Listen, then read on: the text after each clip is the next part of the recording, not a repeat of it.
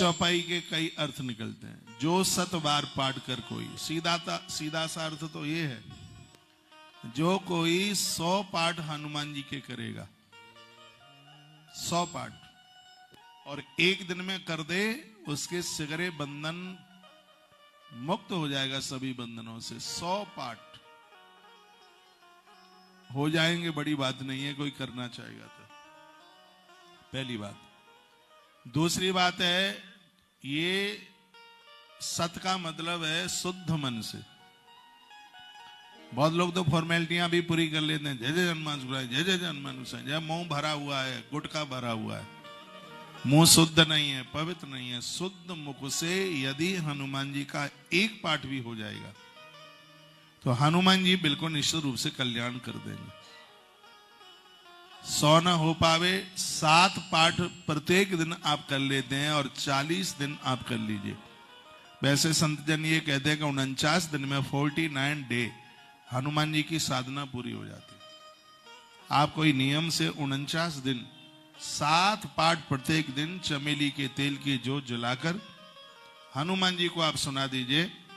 49वां दिन वह होगा जिस दिन आपके घर में किसी भी प्रकार का रोग, तकलीफ, दिक्कत, परेशानी नहीं होगी।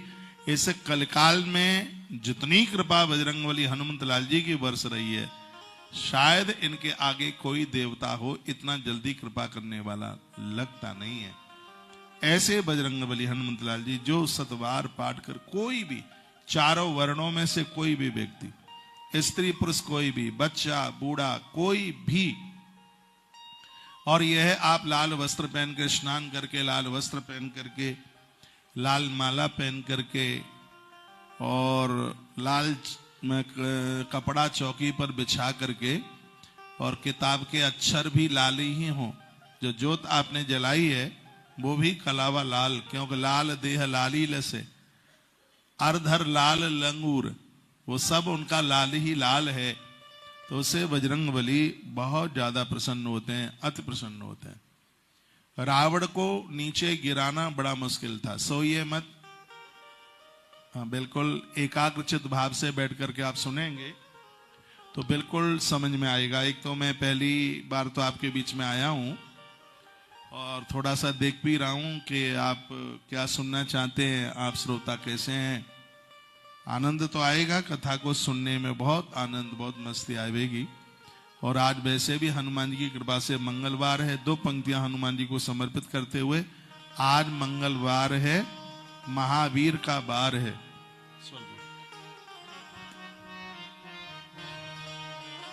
तालियां जरूर बजाते रहिएगा। आज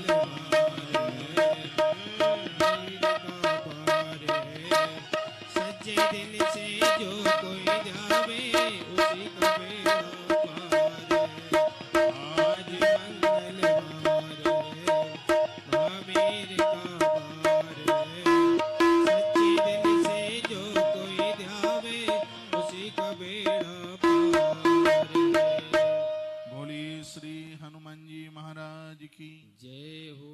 जय जय जय हनुमान गोसाई।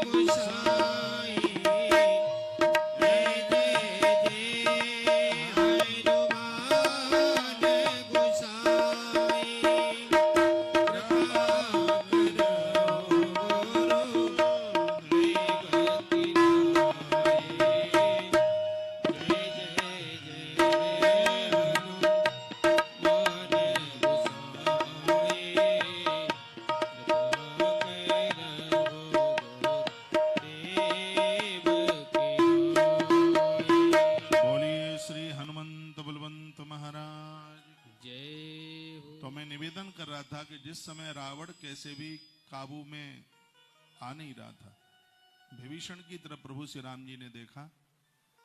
विभीषण ने कहा, भगवान आप अपनी सेना लेकर के अवध वापस चले जाएं, क्योंकि रावण तो मरेगा नहीं। क्यों? हम तीनों भाइयों ने एक ही जगह पर बैठ करके तप किया। विधाता ब्रह्मा जी ने मेरे सामने रावण को एक ऐसा बाण दिया और ये कहा कि जब तक ये दुश्मन के हाथ में नहीं जाएगा तब तक तेरी मृत्यु नहीं होगी। हनुमान जी क्या हैं, इन कथाओं से यह पता लगता है। बजरंगी न होते तो इस युद्ध को जीतने की कल्पना भी नहीं की जा सकती।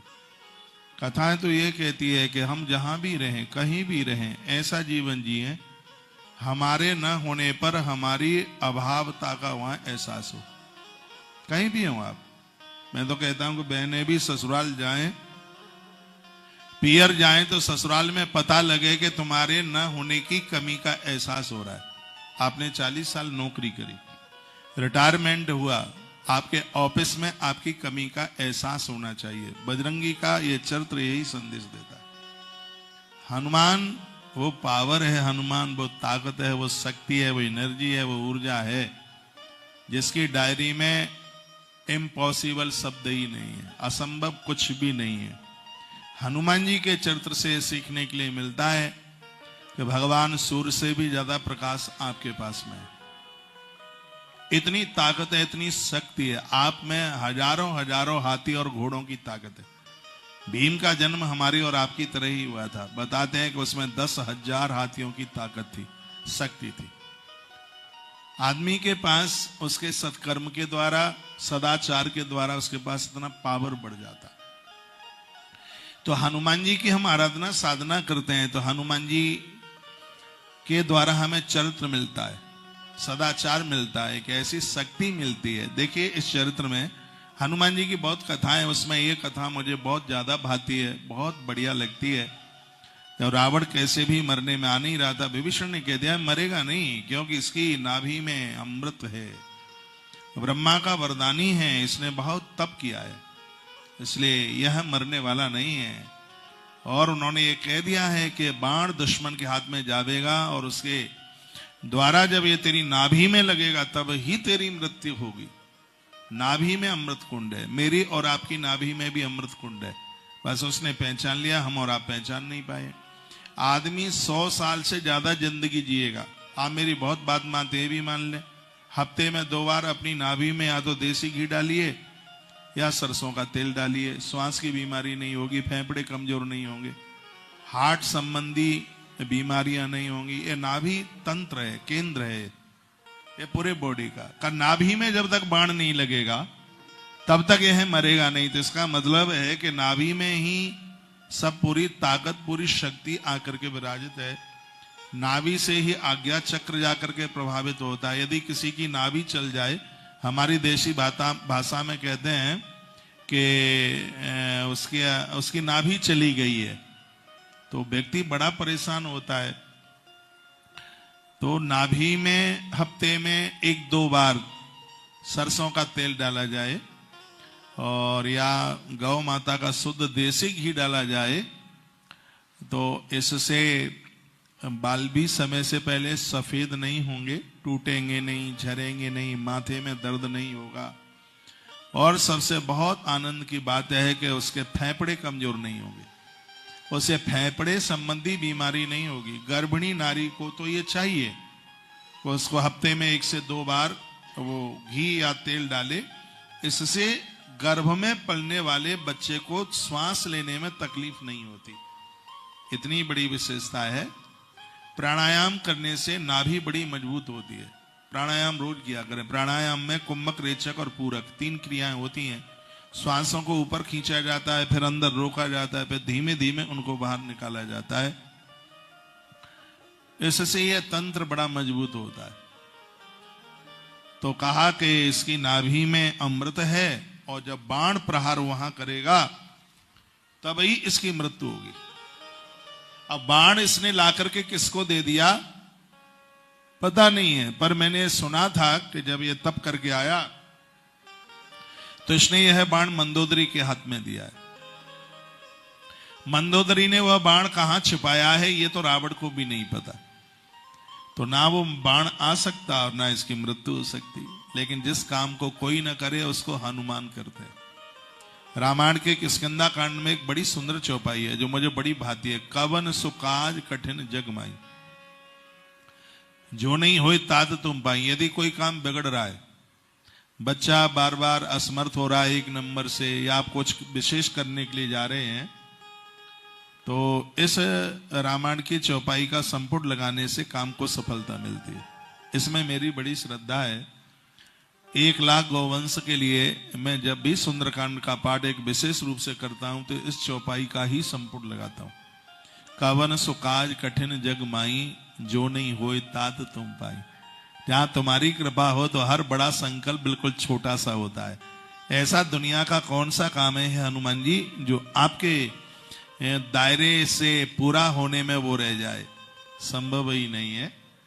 जब भी आप सुंदरकांड का आप पाठ करें तो रामायण के किष्किंधा कांड से ही सुंदरकांड का पाठ आरंभ करें। दुआ है, लास्ट का दुआ है, बल बांधत प्रभु बाड़े हो सो तन वरुण जाए, वह धरी में दीनी 7 प्रदक्षिण धाय।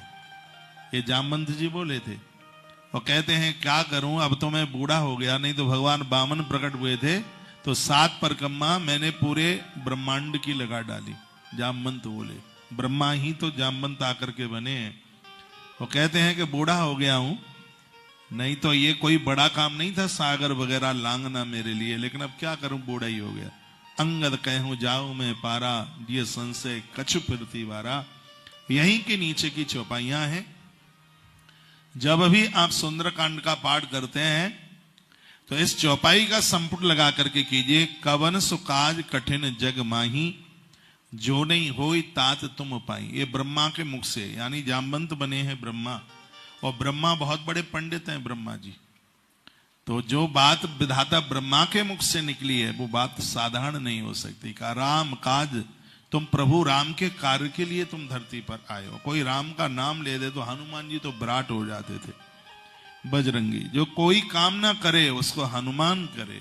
जब हनुमान जी राम का काम करते हैं तो राम जी ने वरदान दिया, कहा हनुमान जैसे मैं तेरे कार्यों से कभी ऋण नहीं हो सकता, जो भी कोई भक्त तुम्हें पूजेंगे, तुम्हारा ध्यान करेंगे, उनके सगरे काम बनेंगे, वो भक्त भी हनुमान तेरे ऋण से कभी ऋण नहीं हो सकते। ये भगवान राम के शब्द थे। जब भी आप हनुमान जी की कथा सुनते हैं, प्रभु राम मोटे मोटे आंसुओं से रो पड़ते हैं, खुशी के मारे, प्रसन्नता के मारे। तो कहते हैं जो हनुमान को भजेगा उसके हृदय में मैं आके वास करूंगा। प्रणवहु पवन कुमार, खलवन पावक ज्ञान घन, जास हृदय आगार, बसहि राम सर चाप दर। कहते हैं जो हनुमान जी का ध्यान करेगा तो उसके हृदय में हनुमान होंगे, और हनुमान के हृदय में जानकी लक्ष्मण को लेकर के मैं स्वयं आकर के बैठा हूंगा। तो शांति, समर्पण और सत्य, सदाचार, हनुमान सदाचार है, हनुमान ब्रह्मचर्य है, हनुमान एक साधना है, हनुमान कल्पना नहीं है, हनुमान साधना है। हनुमान एक सहजता है, हनुमान संपन्नता है, हनुमान जीवन की सफलता है।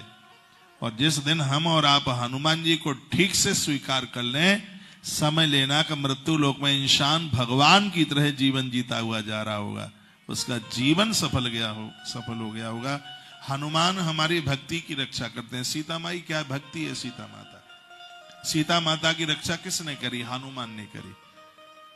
हनुमान जी राम जी की रक्षा करते हैं। राम तो जब संजीवनी लेके हनुमान अभी पहुंचे नहीं थे और लक्ष्मण को बाण लग गया था, तो हनुमान जी तो लक्ष्मण को लेकर के समुद्र में गिरने के लिए चल पड़े थे, खड़े होके चल पड़े थे। आए गयो हनुमान, उसी समय बजरंगी प्रकट हुए।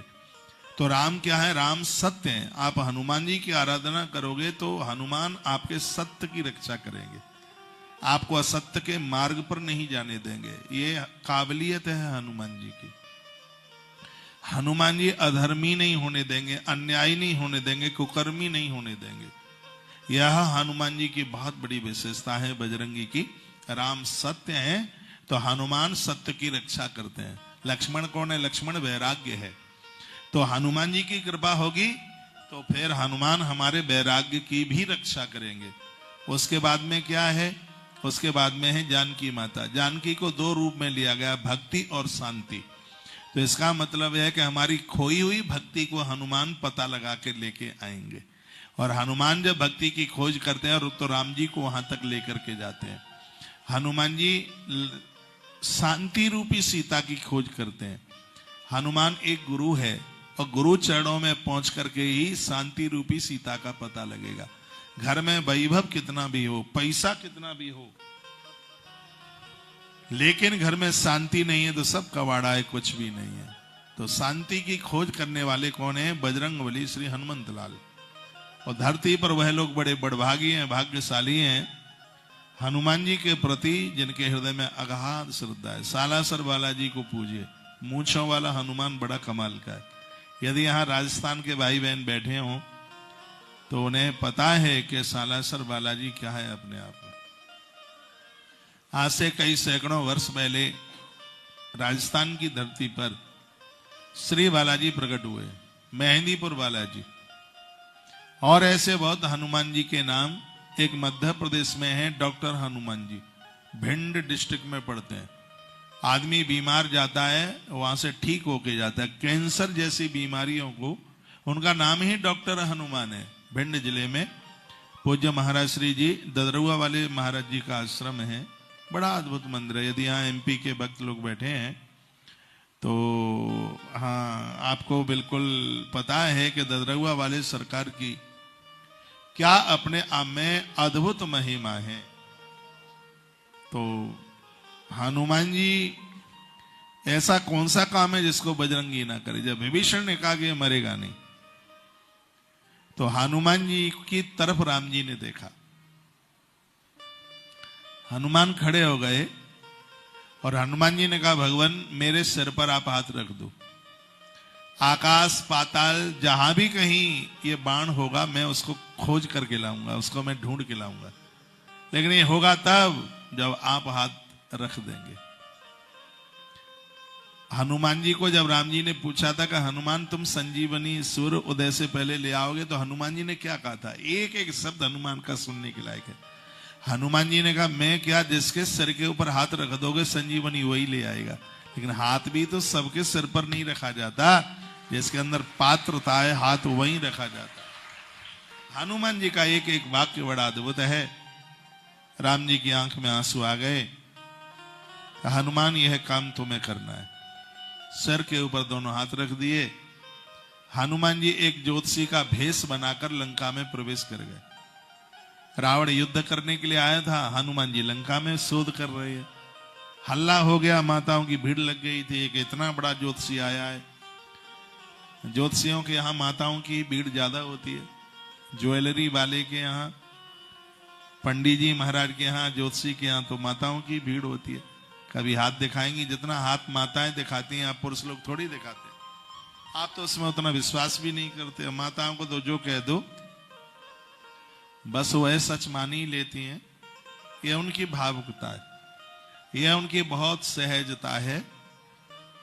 एक बड़े मैं आनंद की बात बता रहा हूं। माताओं की दृष्टि बहुत है।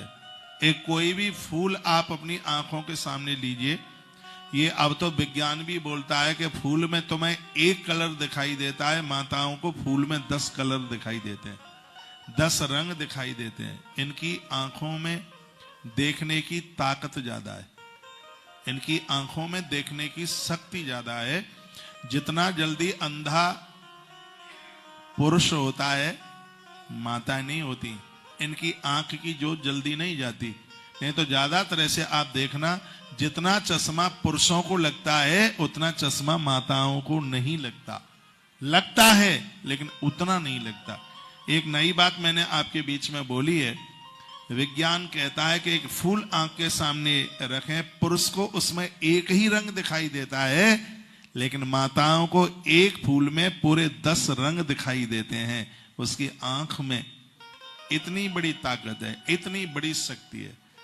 जितना पुरुष लोग भूल जाते हैं, माताएं उतना जल्दी नहीं भूलती। और कभी कभी तो पुरुष फोन करके पूछता है, ये बता को वहां वो रेलवे स्टेशन पर उस दिन जब हम उतर रहे थे, तब वो मैंगलोर से वो भैया मिले थे, उनका क्या नाम था? तो फिर वो कहते, अरे आप बड़े जल्दी भूल गए, केशव देव था नाम। उसकी मेमोरी इतनी शक्ति लिए हुए, इतनी ताकत लिए हुए। ये विशेषता, ये गुणवत्ता माताओं के पास में है। हाँ, एक बात है, तुम्हारा काम दिन में 1-2 बार भोजन करने से काम चल जाएगा, माताओं का नहीं चलता। कम खाती हैं लेकिन दिन में 10 बार खाती हैं। खाती तो कम है लेकिन 10 बार। कम बोल गया हूं, ज्यादा भी हो सकता है। पापड़ थोड़ा चख करके देख लो कैसा है, बेर थोड़ा चख करके देख लो। सबरी माता भी तो चख करके देती है। हम फिर भी कहते हैं हम कुछ खाते ही नहीं है। सच कहती हैं, आप बिल्कुल कुछ नहीं खाती हैं, थोड़ा थोड़ा खाती हैं, लेकिन दिन में खाती 10 बार है। 10 बार है। और सबका ध्यान रखती हैं, सबका ख्याल रखती हैं। और कुछ अरे अरे राम राम राम राम गलती हो गई, राम राम राम राम गलती हो गई, इतनी सहजता है। और सच तो यह है, यदि ये माता ना होती तो धरती अंबर आकाश क्षेत्र कुछ भी नहीं होता। इस सृष्टि को जो एक ताकत देती है वो प्रकृति है। प्रकृति स्त्रीलिंग है, वो मातृशक्ति ही तो है। इसके बिना घर उजड़ा सा कुछ भी नहीं है। इसलिए मैं ये भी कहता हूं कि माताओं से आप लड़ा मत करें, इनसे न लड़ें, इनसे पुरखे बड़े प्रसन्न होते हैं। एक बात और मैं निवेदन करूंगा, जो मैंने ताजी पढ़ी और पहली बार मैं बोल रहा हूं, वो ये है कि रक्षाबंधन के समय पर जो बहनें अपने पियर गई हैं, वो 17 तारीख से पहले अपनी ससुराल आ जाएं, क्योंकि बहुओं को घर में देख करके पितर अति प्रसन्न होते हैं।